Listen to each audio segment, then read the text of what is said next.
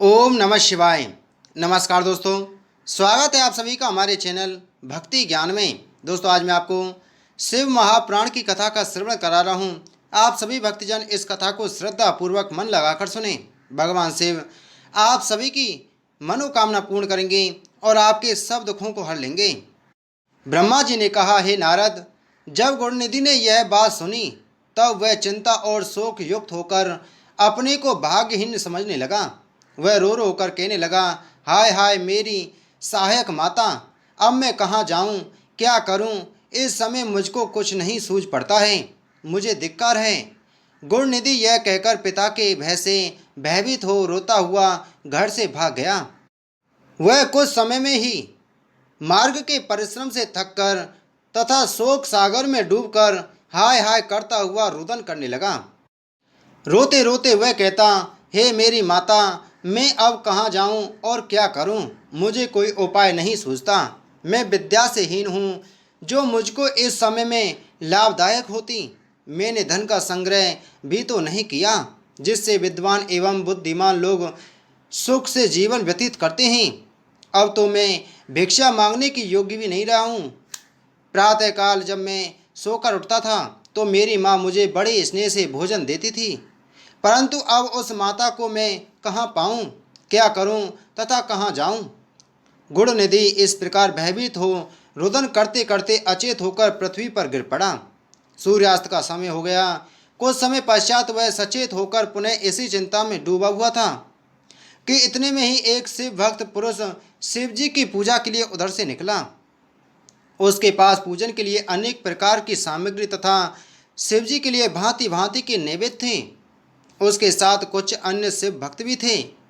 उस दिन शिवरात्रि थी, जिससे मनुष्य व्रत करके मुक्ति प्राप्त करते हैं। यह शिवरात्रि सब व्रतों में श्रेष्ठ है, अत्यंत सुखदायक, स्वयं शिव जी को अति प्रिय है। मूर्ख भी इस व्रत को करके अपने मनोरथ सिद्ध कर चुके हैं।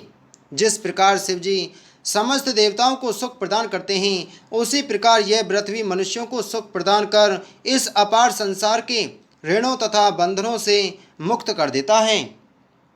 ऐसे परम शिवरात्रि व्रत को रखे हुए वे मनुष्य शिवालय में चले गए।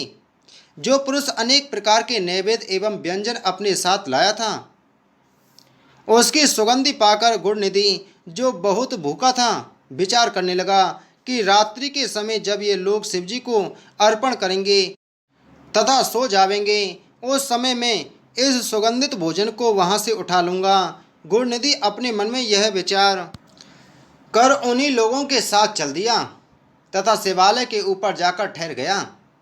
शिव भक्त ने सच्चे हृदय से अनेक प्रकार से शिवजी की पूजा की। फिर वह भक्ति में खोकर नृत्य करने लगा। गुणनिधि ऊपर से यह सब देखता रहा। वह अपने मन में कहता था कि यदि इनकी दृष्टि क्षीण हो जाए तो मैं अपना काम करूं। कुछ समय पश्चात वे सब शिव भक्त उग गए। तब गुणनिधि सबको निद्रावस्था में देखकर शीघ्र ही शिवालय में जाकर धीरे धीरे दबे पांव नैवेद्य के पास जा पहुंचा। अंधेरा होने के कारण उसने प्रकाश करने के निमित्त धीरे से अपना वस्त्र फाड़कर बत्ती बनाई और उसको जलाया। उसके प्रकाश से सब व्यंजन उठा लिए तथा उन्हें लेकर वहां से वह प्रसन्नतापूर्वक शीघ्र ही बाहर निकल गया।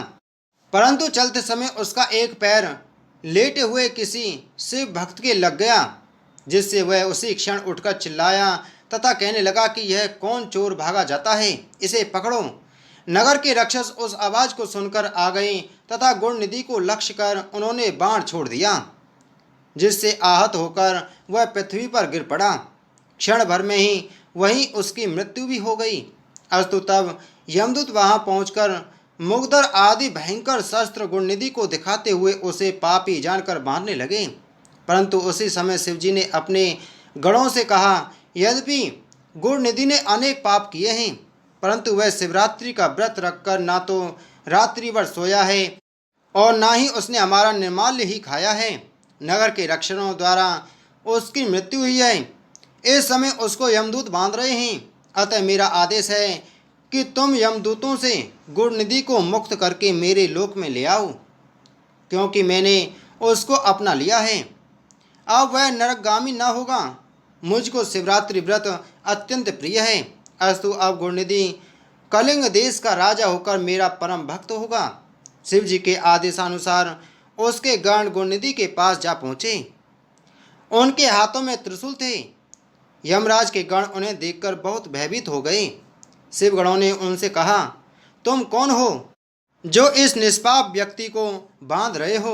यमदूत यह कहकर आश्चर्य के साथ कहने लगे, तुम कौन हो जो यम की अवज्ञा करके ऐसे पापी को छुड़ाते हो? भला तुम किसकी शक्ति पर इतने प्रबल हो रहे हो? तब शिवगणों ने यह उत्तर दिया कि हम उन शिवजी के गण हैं जिनका ध्यान ब्रह्मा विष्णु आदि सभी देवता करते हैं। तुम इसको छोड़ दो। यमगणों ने कहा, तुम्हारी आज्ञा उचित है, परंतु इसके पापों का विचार न कर तुम इसे क्यों छुड़ा रहे हो?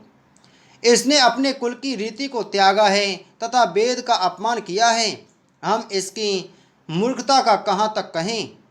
यह सब पापियों का सिर मौर है। सबसे बड़ा पाप जो इसने किया वह यह है कि शिव निर्माल्य चोरी करके ले भागा और खाने लगा। यह तो तुमने भी देखा होगा।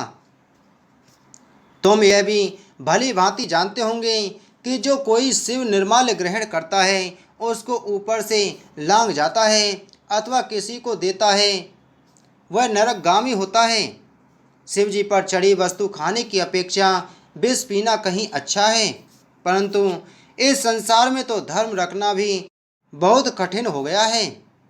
शिवगणों ने यमदूतों के मुख से यह शब्द सुनकर उत्तर दिया, हे यमदूतों, यह ब्राह्मण पुत्र है, निष्पाप हो चुका है। इसने सबसे बड़ा धर्म यह किया है कि इसने शिव मंदिर में जाकर अपना वस्त्र फाड़ा तथा उससे दिया जलाकर प्रकाश किया। दूसरा बड़ा धर्म यह किया है कि शिवरात्रि को रात दिन व्रत कर रात्रि भर जागरण किया, शिव जी का पूजन देखता रहा और उनके नाम का श्रवण करता रहा।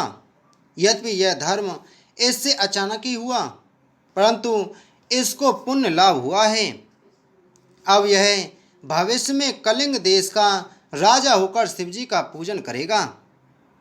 यह कहकर शिवजी के गण गुणनिधि को मुक्त कर अदृश्य हो गए।